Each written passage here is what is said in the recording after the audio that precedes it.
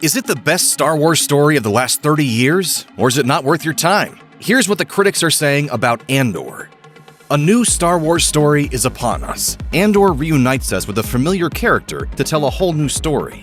Diego Luna returns to the Star Wars universe to reprise his role as Cassian Andor, taking place in the 5 years leading up to the 2016 movie Rogue One: A Star Wars Story. Cassian may come from humble beginnings. He is just a common thief before he joins the Resistance, but his purpose becomes bigger and better than he thought possible. Andor is the story of how he becomes an integral part of a rebel alliance that is forming to oppose the tyrannical Galactic Empire.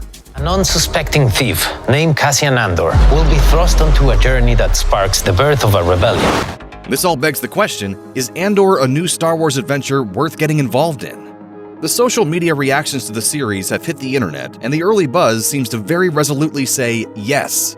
SlashFilm reviewer Vanessa Armstrong had high praise for Andor, which brings Star Wars into new, gritty territory that feels unlike anything the franchise had done before.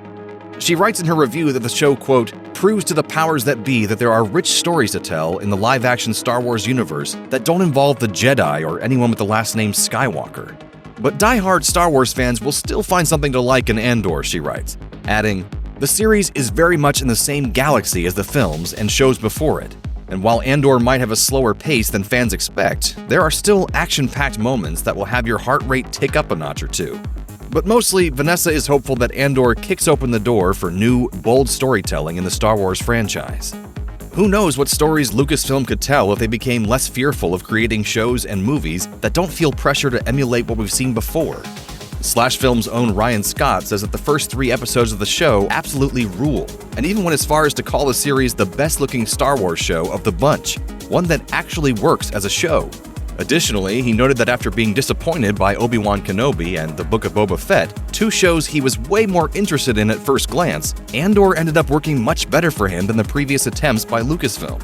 The praise for Andor is almost unanimous, with critics and fans gushing over the memorable characters, the breathtaking production design and visuals, and the show's bold strides.